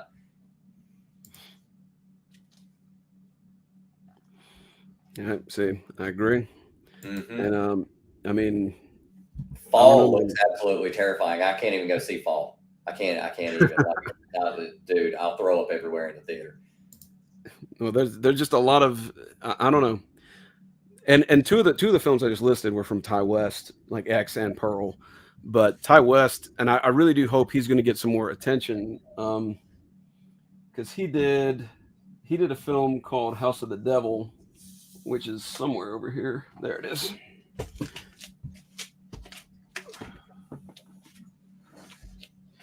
So he did this, and oh yeah, a lot of people aren't familiar with it, but it's an 80s throwback, and it's thrown back to the Satanic Panic. Yeah. And what Ty West does really well is he will take you back to whatever these time periods are. He's a student of horror, and that comes through, like his love of these periods, his love of the art, the styles of different decades of horror comes through. He's not unlearned on these things. So like X is very Texas Chainsaw Massacre. It's very 70s. Yeah. Pearl was very like Wizard of Oz. Like it's very 30s. It's very old timey. And House of the Devil is very 80s, on that kind of Satanic Panic side of things. His next one, Maxine, is going to be on the other one. Whoever my man was, it was all about porn. That's going to be about the porn industry. So, there you go. Good news for you. I don't think there's going to be any clowns, but there'll be some porn in there. So, well, you sold Kyle. There you go. That's why it's Maxine with 3 X's in the title. But yeah, it's good to see some people getting some work. And I mean, the Smiles director has, he's got a very short resume. He did, Laura Doesn't Sleep, or Laura Hasn't Slept, or whatever the short was called. And then he did Smile, and I hope it leads to some more work. I mean, what's kind of nice that's happening, at least in the horror genre that I'm seeing, is that a lot of great new ideas are coming through.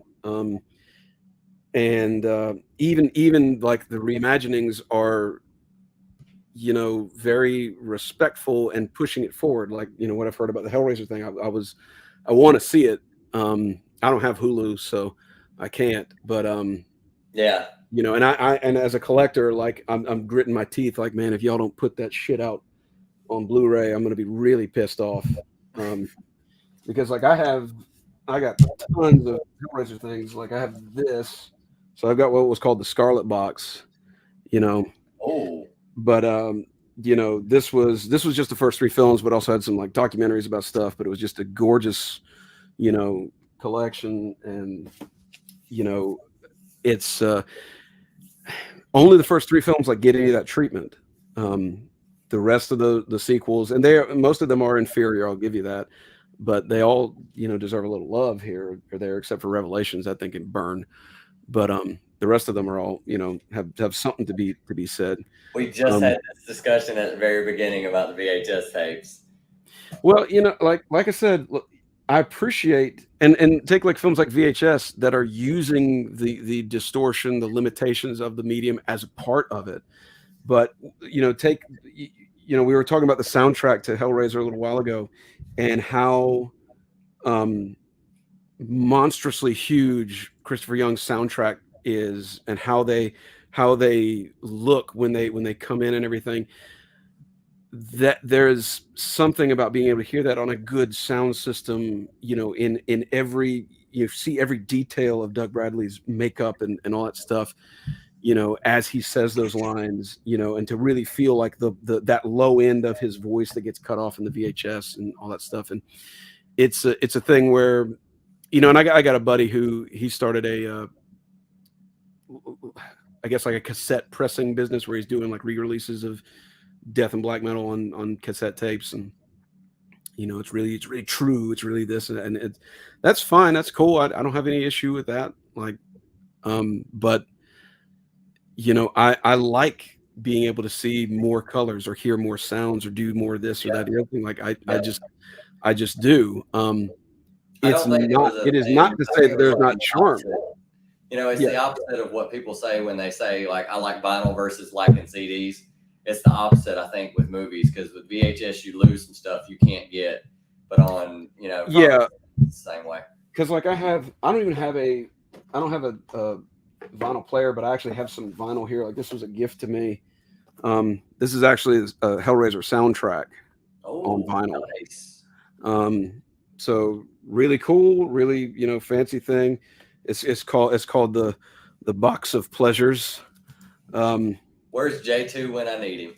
So I've got the Box of Pleasures here. But I'm gonna send him this episode and be like, dude, you need to watch this because you're just gonna be popping. Like J2 is on a show called The Low Grades, and he lives in Texas, and he loves heavy metal. He's always wearing Cannibal Corpse stuff and stuff. He loves horror movies. That is his thing.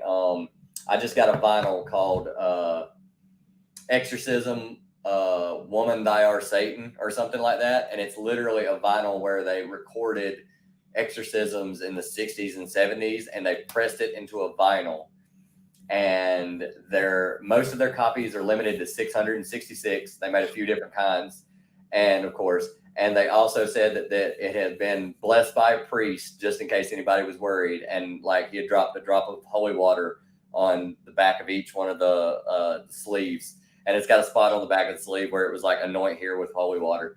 And I got it, and I'm gonna blast that on Halloween when I'm giving out candy to kids. Only the brave kids are getting candy this year. Only the brave ones. So that's cool. I bought it, and oh my God, Zach Hembray. I was doing one of these with Zach Hembray from the Satan Sisters, or I think he's renamed it now. But he literally was like, when I told him about it, we were off camera or off live, and he was like, dude, be careful the stuff you bring into your house, because I was like, yeah, I know, but I'm like, come and get it if you want it, because I had to have that. That's something that I don't think they're going to make a whole lot of them, and I just want something in my collection where people would just be like, what the hell is this? Where did you even find this? Where did you get this? And I'm just like, yeah, exactly. Where do you find that? Where do you get that? So J2, I'm going to send him into this episode because he's going to be popping the whole time. He's like, yes, Hellraiser, yes, yeah. He's just going to be going off. I can already hear it in my head. Mm-hmm. Speaking of like rare things, this is like probably the rarest film I have is this. I don't know if anybody's ever seen that. No. But Begotten, this is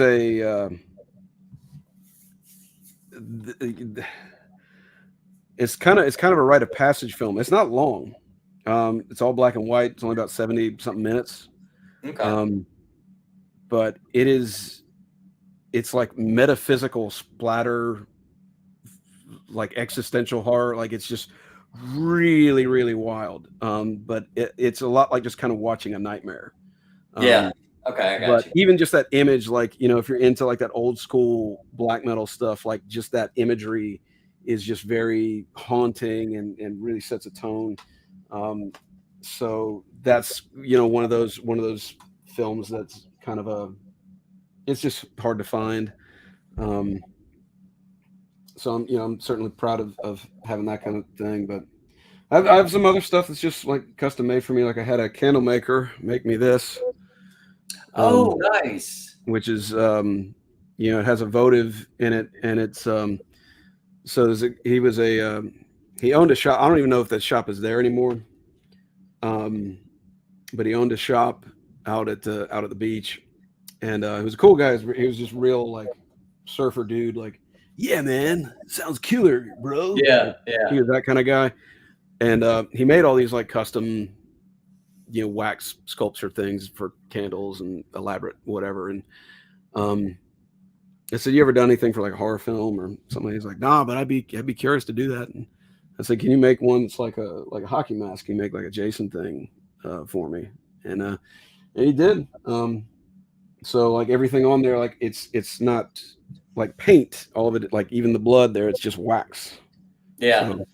So, but Back when in you light it, the this votive down here glows, and so his eyes will glow and all that kind of stuff. okay. But cool little fun things like that. Back in the early 2000s, they I remember I went to Walmart and I was, it was Halloween time, and they had a candle that was shaped. It was the face of what's the dude from Scream? Ghostface. What would his name be? The dude from Scream. Anyway, Ghostface is what everybody calls him. yeah. Because it was somebody different every time. Yeah, it was somebody different every time. It was his face, but when you lit the candle and it burned down past like the eyes and the mouth and stuff like that, the interior of the candle was red. So it would look like blood was coming out of his eyes and out of his mouth and stuff like that. And I was like, I burned it and I used it. And then afterwards, I was immediately like, I should have bought like 10 of these. Because I could literally just pull them out every once in a while and just, burn one or, something like that. I might try to find one on Amazon. They're probably still out there. There have been some really interesting ones. I can't remember what it was, but there was one where if you burned it, it was somebody's like screaming face, and then it like melted away to reveal their skull. Oh man. And stuff like that. I think all that stuff is really neat. Yeah. But yeah, I have a lot of just random items like over there. I have, if you can see over there. Yep. There's a shelf full of just Friday the 13th merchandise, and I've got just a ton of masks. Like 1, 2, 3, 4, 5, 6, 7, 8, 9, 10, 11, 12, 13. Do you try to I get have 13 masks. Holy shit, I didn't even notice. I have 13 Jason masks. Perfect. That's actually very ironic. Didn't even mean to do that. That is how much of a super fan I am. I subconsciously acquired exactly 13 of them. Wow. Did you try to get ones from different one from each like version of the film, or did you just so I don't have that one? Yeah, like NECA has done 3 of them. Well, they've done 4 technically, and then an 8-bit one, which I didn't pick up. But they did one from 3, they did one from 4, they did one from 5. Yeah. Then they had just kind of a generic one that was sort of based on the remake. Okay. A little more oval in shape. And then they did the 8-bit thing. I never ended up getting that. I do have the 8-bit figure that they made, but then and the rest of them are like weird variety kind of things. Like they're just painted different ways. Some of them are like black, some are gold, some are silver. One glows in the dark. Like these are things that I bought from people that custom made them. Okay. But and I have a Jason head over there with a mask attached to it, but I also have a lot of Freddy stuff. So I've got like tons of gloves from the different films. So I've got gloves from Nightmare 1, gloves from the remake, gloves from Nightmare 2. So those are all fun. It's the kind of thing I would have loved to have played with when I was a kid because they're real metal. Yeah, and they articulate and everything. I went as Freddy Krueger for Halloween when I was in the 2nd grade, and I had that goofy ass glove with those little plastic things. Yeah, because they didn't pack it well, like half of them would like be pointed everywhere. I look kind of like this. And I had that mask, and it was just like one size fits all. So it was like this giant thing for my tiny little body. Yep. And it didn't come with like a sweater or anything. It was just, a hat, a glove, and the mask. And I remember saying to Mama, well, I need like a sweater or something like that. She was like, here, just wear like this red shirt. So I had this Superman shirt turned inside out. That was my costume. I watched. I actually finally got a chance to like sit down and watch. Everybody been freaking out because Hocus Pocus 2 came out, So I watched watched the second one last night, and the first thing that I noticed was they had a shot of a classroom when they were about to get out for that Friday for Halloween. And the first thing I noticed, I was like, Freddy sweater. Like there was a kid sitting in the front that had the Freddy sweater, and I was like, Freddy sweater. Like as soon as the camera panned and I saw it, like it didn't even focus on the person; it was just panning past them. I was like, Freddy sweater.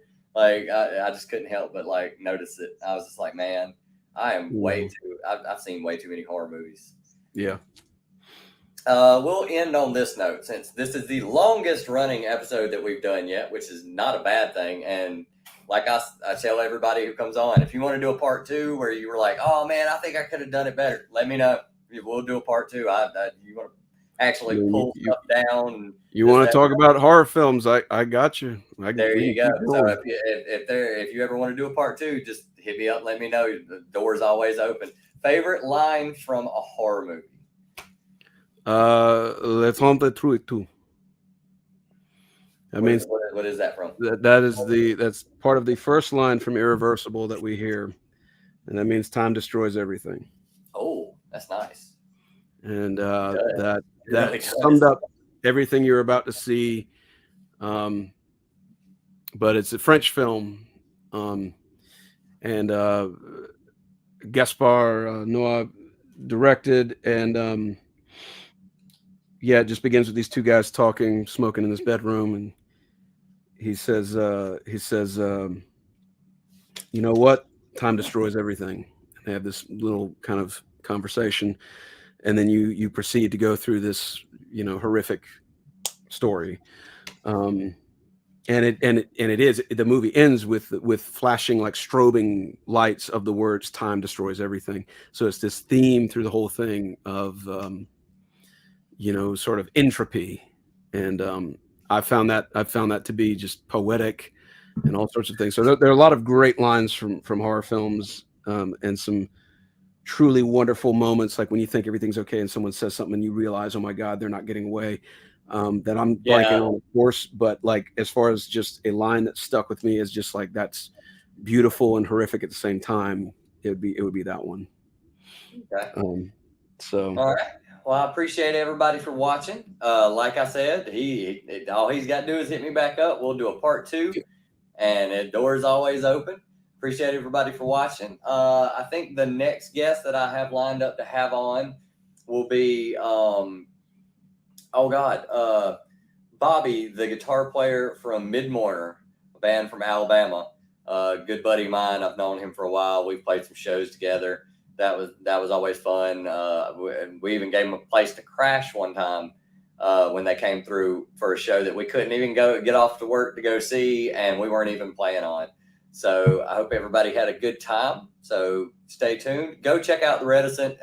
Check out their Facebook, their Instagram, all that good stuff, so you can be up to date on what they've got coming out, where they're going to be, playing shows. Salem, you want to say bye since you want to sign us out, since it's your season and everybody loves you anyway? That's my mascot. That's Salem. He usually sits up here when I stream. Nice. So awesome. Appreciate everybody for swinging by. Sub if you want to see more stuff like this, because I'm going to keep going with them. And I will see everyone later. Have a good one. Peace.